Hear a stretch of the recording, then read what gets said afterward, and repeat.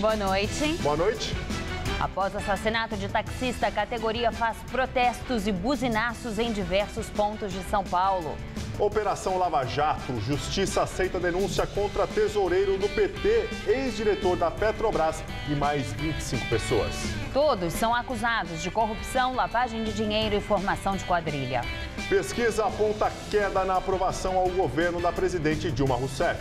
Poluição faz Paris decretar rodízio de emergência. E você vai conhecer uma bicicleta que se transforma em uma mini praça.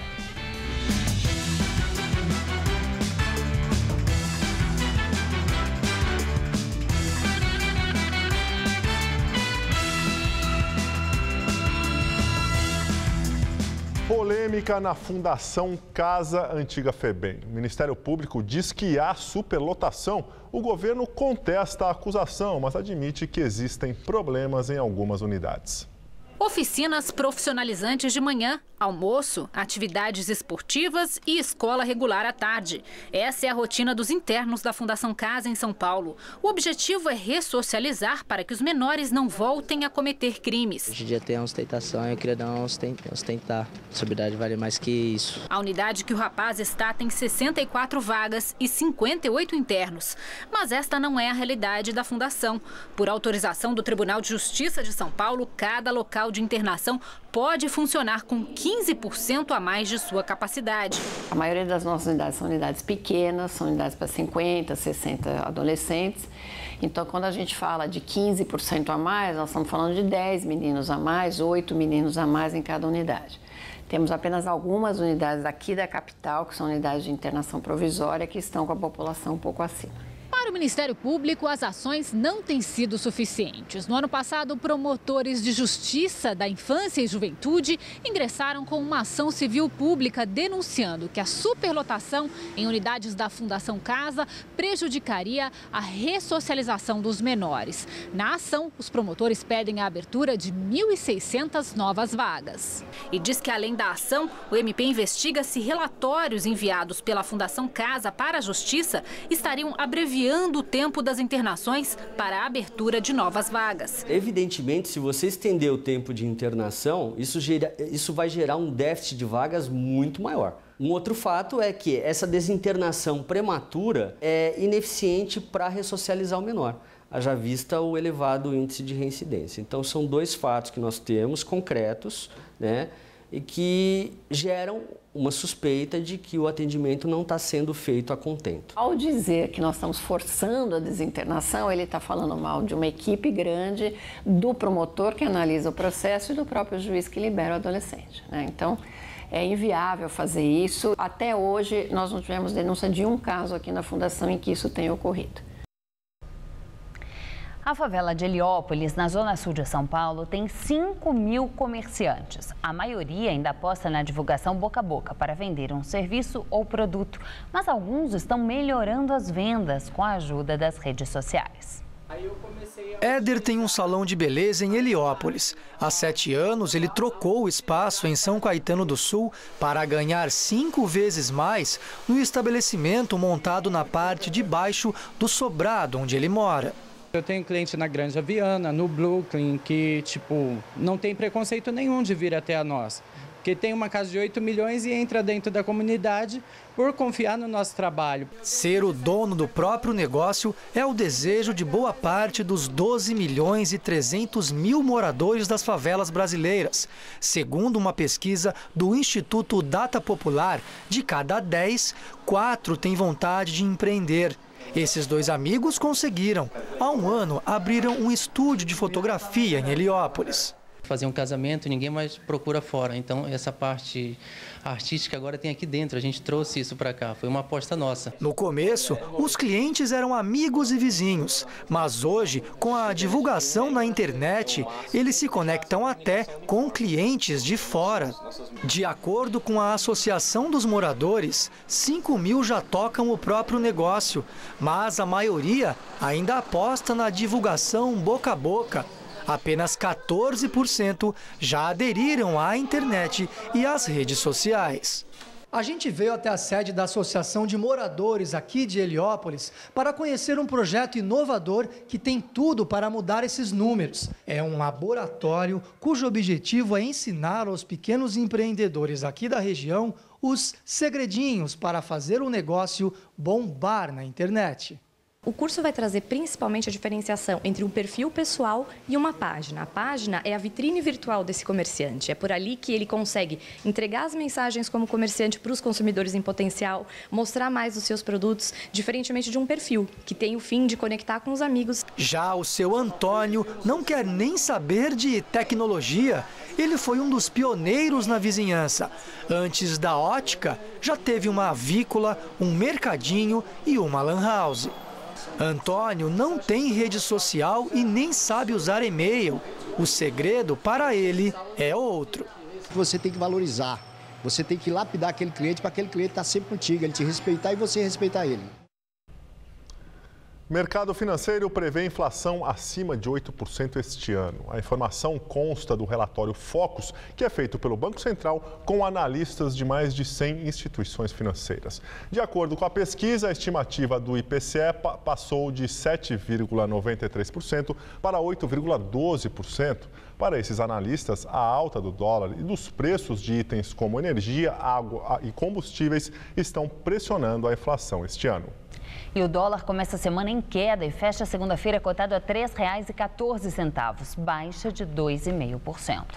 Presidente Dilma Rousseff se reúne com membros do Grupo de Coordenação Política e a equipe econômica. Foram apresentados argumentos em defesa das medidas de ajuste fiscal. Após o encontro, os ministros Nelson Barbosa, do Planejamento, Cátia Abreu, da Agricultura e Gilberto Kassab, de Cidades, participaram de uma entrevista coletiva. Cátia Abreu destacou que os cortes nos ministérios serão avaliados pessoalmente por Dilma. A presidente também foi enfática ao dizer que a programação dos gastos após o orçamento aprovado e sancionado, que os ministérios deverão levantar as suas prioridades máximas, que ela pessoalmente vai avaliar essa prioridade de cada ministério. Não será um corte pura e simplesmente cego. Não, os programas prioritários deverão ser avaliados por ela e escolhidos pessoalmente antes do corte. O ministro do Planejamento não quis antecipar o tamanho do corte. Eu não vou falar de números, nós não recebemos ainda a lei com os detalhes. Nós já fizemos várias simulações, vamos anunciar isso quando colocarmos o decreto de programação orçamentária para o resto do ano. Nós vamos agora definir o valor global e qual é a distribuição desse contingenciamento por ministérios. Segundo Barbosa, o ministro da Fazenda, Joaquim Levy, apresentou o projeto que reduz a desoneração da folha de pagamentos das empresas. A alteração deve proporcionar ao governo 12 bilhões de reais ao ano. O orçamento geral da União, aprovado pelo Congresso, deve chegar ao governo nesta semana. A partir daí, a presidente terá 15 dias úteis para sancioná-lo. Pesquisa CNT-MDA mostra piora na avaliação do governo da presidente Dilma Rousseff. Segundo o levantamento, 64,8% dos entrevistados consideram o governo da petista ruim ou péssimo. Outros 23,6% consideram que o governo Dilma Rousseff é regular, contra 10,8% que o avaliam como ótimo ou bom, e 0,8% não sabem ou não responderam. O pior índice da pesquisa foi registrado em setembro de 1999, no segundo mandato do ex-presidente Fernando Henrique Cardoso, do PSDB. Na época, o governo do Tucano foi avaliado positivamente por apenas 8% dos entrevistados e 65% fizeram avaliação negativa de sua gestão. A pesquisa também mostra que a avaliação pessoal da presidente é a pior da série histórica da CNT-MDA. Entre os entrevistados, 77,7% desaprovam a presidente, contra 18,9% que a aprovam. Outros 3,4% não sabem ou não responderam. A pesquisa realizou 2.002 entrevistas entre os dias 16 e 19 deste mês. A margem de erro é de 2,2 pontos percentuais. Justiça abre processo contra o tesoureiro do PT, João Vacari Neto, e o ex-diretor de serviços da Petrobras, Renato Duque, ligado ao PT. Com a decisão de hoje, chega a 27 o número de réus da Operação Lava Jato. As acusações são corrupção, lavagem de dinheiro e formação de quadrilha. É o primeiro processo criminal aberto contra o tesoureiro do PT e o ex-diretor de serviços da Petrobras. De acordo com a denúncia do Ministério Público Federal, Vaccari participava de reuniões com Duque para tratar de pagamentos de propina, por meio de doações oficiais ao PT. Com isso, os valores chegavam como doação lícita, embora oriundos de propina. A Procuradoria aponta 24 doações em 18 meses, no valor de R$ 4.260.000. Os investigadores chegaram a essas conclusões por meio de delações premiadas de envolvidos, como Augusto Mendonça, da empresa Toyo Setal, e Pedro Barusco, ex-gerente da Petrobras. Em nota, o PT afirma que João Vaccari Neto não participou de esquema de corrupção e que não ocupava o cargo de tesoureiro no período citado pelos procuradores. O PT diz ainda que as doações ao partido foram realizadas por empresas legalmente estabelecidas, com toda a transparência e com a devida prestação de contas às autoridades. A defesa de Renato Duque não se pronunciou. E o juiz federal Sérgio Moro, responsável pelas ações da Operação Lava Jato, autorizou a transferência de 12 presos da carceragem da Polícia Federal em Curitiba para o Complexo Médico Penal em Pinhais, na região metropolitana.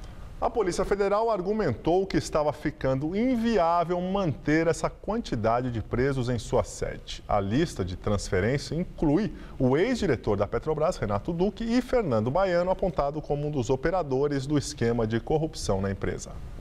E agora, direto de Brasília, nosso comentarista Josias de Souza fala sobre as suspeitas de propina na Copa do Mundo aqui no Brasil.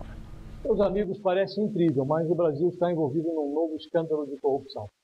Dessa vez, a suspeita é de que uma empresa alemã chamada Bilfinger tenha molhado a mão de servidores públicos e de funcionários estatais para obter contratos relacionados à Copa do Mundo de futebol.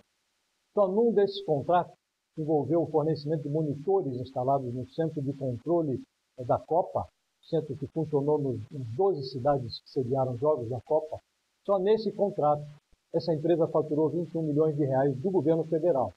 O mais inacreditável é que, de novo, os órgãos de controle do governo frangaram o lance, não farejaram as irregularidades. Coube à própria empresa alemã, que abriu lá na sua sede uma sindicância, detectar a suspeita de propina, está apurando lá, o jornal alemão publicou, a notícia chegou ao Brasil, o governo brasileiro agora se dedica ao seu esporte preferido, que é a lamentação depois do fato. O ministro da Justiça, José Eduardo Cardoso, conversou no final de semana ainda com a presidente Dilma. Os dois lamentaram profundamente o ocorrido e o governo determinou que a Controladoria Geral da União passe um pente fino nos contratos da tal empresa Bilfinger. Tudo isso ocorre no instante em que, lá no Paraná, o juiz Sérgio Moro, aquele que coordena a Operação Lava Jato, ele acabou de aceitar uma denúncia do Ministério Público contra mais 27 pessoas envolvidas na roubalheira da Petrobras. Entre as pessoas que foram convertidas em réus estão o tesoureiro do PT, João Vaccari Neto, e o ex-representante do PT na diretoria da Petrobras, o Renato Duque.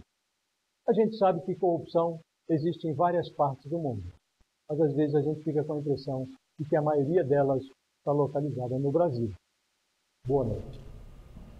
Governador de São Paulo, Geraldo Alckmin, e o prefeito da capital, Fernando Haddad, assinaram o contrato da primeira fase da parceria público-privada para a construção de moradias populares na região central da capital.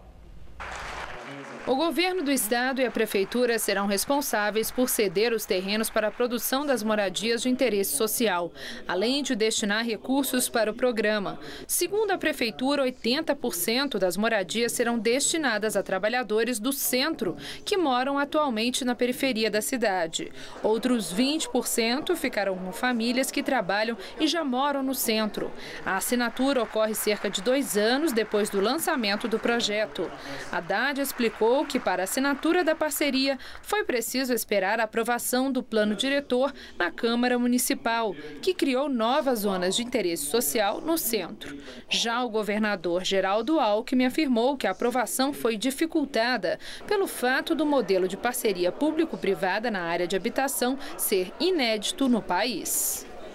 Moradores de Guarulhos e do bairro Itaim Paulista, na zona leste de São Paulo, reclamam que as obras da única ponte que liga as duas regiões estão paralisadas.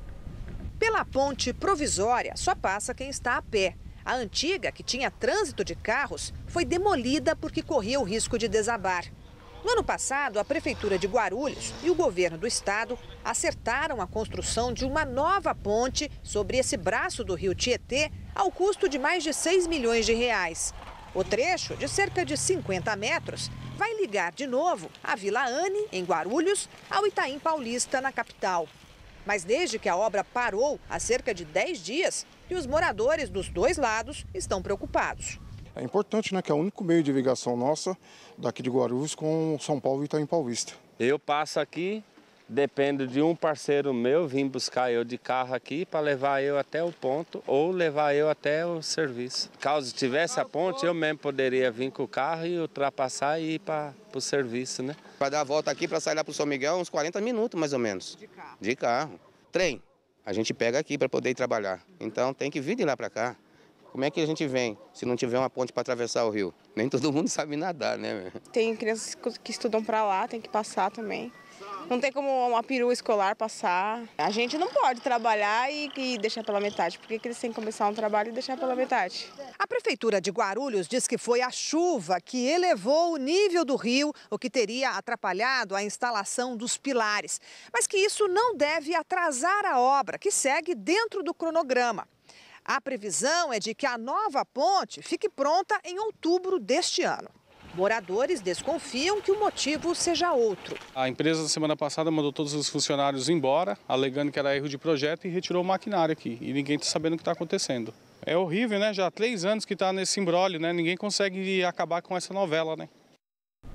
Por meio de nota, a Prefeitura de Guarulhos informou que o projeto da obra está sendo modificado para atender o que foi pedido na licitação. A semana começou fria e úmida para o paulistano. A chuva não passou de uma garoa e as temperaturas ficaram amenas. E agora à noite é bom se agasalhar bem, porque a expectativa é de que a capital paulista tenha a madrugada mais fria do ano até agora. Vamos ver em detalhes a previsão com Mariana Armentano.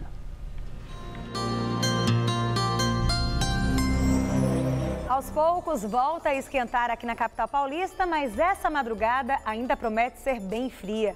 O vento marítimo ainda mantém muitas nuvens sobre todo o leste paulista amanhã. Apesar da nebulosidade, só há expectativa de chuva fraca, quase uma garoa. No restante do estado, o dia pode até começar com nevoeiro, mas ele logo se dissipa, o sol predomina e não chove. A máxima vai aos 32 graus em Araçatuba, 33 em Votuporanga. Na cidade de Franca, pode haver uma chuvinha fraca, mas a máxima chega aos 28 graus amanhã. E no litoral, os termômetros batem na casa dos 29 graus. De acordo com os meteorologistas, essa será a noite mais fria do ano até agora aqui na capital paulista. Com o decorrer da semana, volta a esquentar gradativamente, mas só teremos chuvas a partir de sexta-feira. São Paulo vai amanhecer com termômetros marcando apenas 16 graus. À tarde, a máxima chega aos 26. Na quarta, dia de sol e céu azul e máxima em torno dos 28 graus. E na quinta-feira esquenta mais, vai fazer 29 graus e nada de chuva. Um taxista foi baleado na cabeça e 2 passageiros ficaram feridos durante tentativa de assalto na Brasilândia, zona norte da capital. Outros taxistas e moradores da região dizem que casos de violência são comuns. O crime motivou protestos da categoria na cidade. Gustavo de Oliveira da Silva Guardia, de 21 anos, foi preso nesta segunda-feira, acusado de ser um dos bandidos responsáveis pela tentativa de assalto que terminou com a morte do taxista Vanderlei Pereira Nunes, na madrugada de domingo. Segundo a delegada Giovana Valente Clemente, o jovem já era investigado por outras ocorrências e foi reconhecido por 3 vítimas, uma delas passageira do táxi na hora do ocorrido. Ela foi muito clara. Ela reconheceu, inclusive, as marcas de espinha que ele tinha no rosto. Gustavo de Oliveira vai responder por latrocínio, que é o roubo seguido de morte. A polícia ainda investiga quem era o piloto, que seria o autor do disparo. Durante a tarde, taxistas fizeram um buzinaço na Radial Leste até São Bernardo do Campo, no ABC Paulista. Após o enterro de Vanderlei Pereira Nunes, o grupo voltou às ruas. Já à noite, pararam parte da Avenida Paulista para pedir por mais segurança. De cada 10 que sobe, 8 volta. Também é para a Vila Brasilândia? Isso, volta sem nada. Você já foi assaltado na Vila Brasilândia? Já fui sábado, no dia 15 passado. Nós viemos para cá em manifesto com todo esse comboio de taxistas para reivindicar a segurança ao trabalhador. Não só ao trabalhador taxista, mas para toda a população paulistana. O taxista Vanderlei Pereira Nunes, de 52 anos, trazia 2 passageiros da Avenida Paulista aqui para essa região quando foi abordado por 2 bandidos em uma moto. Segundo os passageiros, antes mesmo que eles conseguissem entregar os pertences, um dos criminosos atirou contra a cabeça do taxista, que por reflexo acelerou e atingiu este poste. Os passageiros ficaram feridos e o taxista, apesar de ter sido levado ao hospital, não resistiu aos ferimentos e morreu. Uma câmera de segurança registrou o crime que aconteceu pouco depois das 5 da manhã no último domingo, na rua Doutor Diego Canteiros Garcia, na Vila Brasilândia, zona norte da capital. A faxineira Conceição mora em frente ao local da batida e ainda está chocada. Foi muito forte que eu assustei, eu saí na janela quando eu vi o carro batido. O que você viu? Só o carro batido, só, e a moça gritando. Diz o quê? Ela pedia socorro. É complicado, né? Porque a gente está saindo para o serviço cedo, né? De repente se abre o portão, debate com uma coisa assim, para mim foi, sei lá, foi assustador. Os vizinhos também estão com medo da onda de violência. Até durante o dia a pessoa fica com medo. Durante o dia, imagina à noite. Escureceu, já era. A seguir, grupo de artistas inventa bicicleta capaz de se transformar em uma mini praça. E a poluição em Paris. Ar sujo faz capital francesa decretar rodízio emergencial de veículos. A gente faz tanto sacrifício para acabar com a gordura localizada, mas agora ficou mais fácil, com Imecap Redutor de Medidas. Imecap Redutor é um tratamento completo para a redução da gordura abdominal e dos quadris. Imecap Redutor é indicado para homens e mulheres e combina creme e cápsulas. O creme elimina a gordura localizada e as cápsulas agem de dentro para fora, destruindo as gorduras mais profundas. Gordura localizada? Tem solução com Imecap Redutor de Medidas. Se você quer estudar jornalismo, relações públicas, publicidade e propaganda ou rádio, TV e internet, a Faculdade Casper Liber é o seu lugar. Quer conhecer? Eu te levo! Aqui a gente aprende na sala de aula e também em laboratórios de rádio, fotografia, edição de imagens e estúdios de TV. Você também pode colaborar em revistas, sites, programas de TV e rádio laboratoriais. E tem oportunidade de estágio dentro da Fundação Casper Liber. São mais de 60 anos de tradição numa localização incrível. Faculdade Casper Libero, formando os melhores profissionais da comunicação. Quer saber mais? Acesse nosso site. A gente faz tanto sacrifício para acabar com a gordura localizada, mas agora ficou mais fácil, com Imecap Redutor de Medidas. Imecap Redutor é um tratamento completo para a redução da gordura abdominal e dos quadris. Imecap Redutor é indicado para homens e mulheres e combina creme e cápsulas. O creme elimina a gordura localizada e as cápsulas agem de dentro para fora, destruindo as gorduras mais profundas. Gordura localizada? Tem solução com Imecap Redutor de Medidas. Nesta segunda, no Todo Seu. Tem gastronomia mato-grossense com a chefe Dedê Sesco. Psiquiatra Luiz Kushner explicando a rivalidade que existe entre as bonitinhas. E o musical é com a linda e talentosa Marina de la Riva. Todo Seu nessa segunda, 10h30 da noite. Tô aqui te esperando.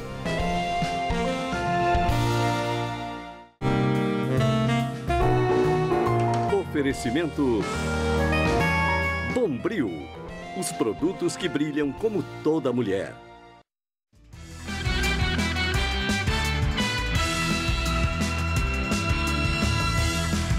Poluição alarmante leva a cidade de Paris a decretar um rodízio emergencial de veículos. Hoje, em Paris e em 22 cidades vizinhas, só puderam circular carros e motos com placas de final ímpar. O governo implementou o passe livre nos transportes públicos. Estão fora do rodízio os veículos elétricos, híbridos e movidos a gás. Carros com mais de 3 ocupantes também puderam circular. A multa para os motoristas que não respeitarem o rodízio é equivalente a R$ 70. O rodízio emergencial por causa da poluição já foi aplicada em Paris em outras 2 vezes, em 1997 e em março do ano passado. Um grupo de artistas da Vila Madalena inventou uma bicicleta capaz de se transformar em uma mini praça. A bike repórter Renata Falzoni mostra esta novidade.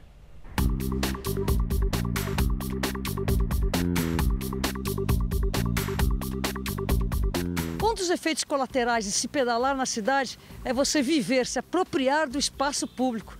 E isso dá sequelas. Por exemplo, esse invento. Essas são as praças impossíveis, né? São bicicletas que têm bancos, sombra, vegetação e em qualquer vazio urbano a gente consegue criar uma praça temporária. Acho que a ideia é um pouco mostrar que os espaços da cidade eles não precisam ser sempre os mesmos, tornar visíveis as novas possibilidades de usar a cidade de um jeito provocativo, de um jeito inusitado, de um jeito de se relacionar com ela de outro modo. Fora a vivência física que você tem, você leva uma imagem que pode te ajudar a refletir sobre outras possibilidades para a cidade, que tipo de cidade a gente quer, né? Ela não se submete a nenhum padrão de especulação imobiliária, de interesse urbano, ela é meio uma zona autônoma temporária, né? Ela acontece aqui, depois ali, ela tem esse aspecto performático e de também trazer um momento de desaceleração, né, na cidade, você poder criar alguns espaços assim, de conversa íntimos na cidade, já que tem um imaginário tão ligado ao trânsito, ao carro, à velocidade, né? Praça Impossível. O que o senhor acha desse nome? Eu acho errado, porque ele é possível. E é uma coisa muito boa. Podia ser assim. Isso é maravilha, devia ter no Brasil inteiro isso aí. Bacana, hein? Legal. Espero encontrar uma dessas sempre com tempo para descansar um pouco. Eu acho que é uma praça improvável, assim. Você nunca imaginou que ia ter uma praça em cima de uma bike, né? Uma praça meio que se encaixa em qualquer lugar, né? E eu acho que ela pega, sei lá, os cantinhos de São Paulo e acaba se adequando de uma forma boa, né? O primeiro a gente descobriu uma fábrica que faz bicicletas de carga e sobre as bicicletas de carga deles a gente criou com cortes a laser e com design mesmo arrojado, mas quando você olha assim, tá parecendo com a bicicleta do padeiro, tá parecendo com a bicicleta do entregador de gás, então acho que isso é um jogo mesmo da tecnologia e da simplicidade juntas. Basicamente um triciclo de carga, mas o que eu posso perceber é que você tem uma relação bastante reduzida, uma transmissão de um eixo muito simples, mas muito engenhocado, né? Essas bicicletas pesadas, elas precisam de uma tecnologia para você conseguir pedalar efetivamente. Acho que essa redução ela ajuda nesse momento, hein? O que eu acho muito legal desse tipo de bicicleta, assim, um detalhe meu, é que ela muda a relação de tempo, né? Todo mundo gosta de ir mais rápido, essa bicicleta é para você ir mais devagar. A exposição Praças Impossíveis fica em exibição até o dia 9 de maio, na Galeria Choque Cultural, na Rua Medeiros de Albuquerque, número 250, na Vila Madalena. A entrada é gratuita. A edição das 10 do Jornal da Gazeta termina aqui. Boa noite. Fica agora com Rony Von no Todo Seu. Uma ótima semana para você e até amanhã.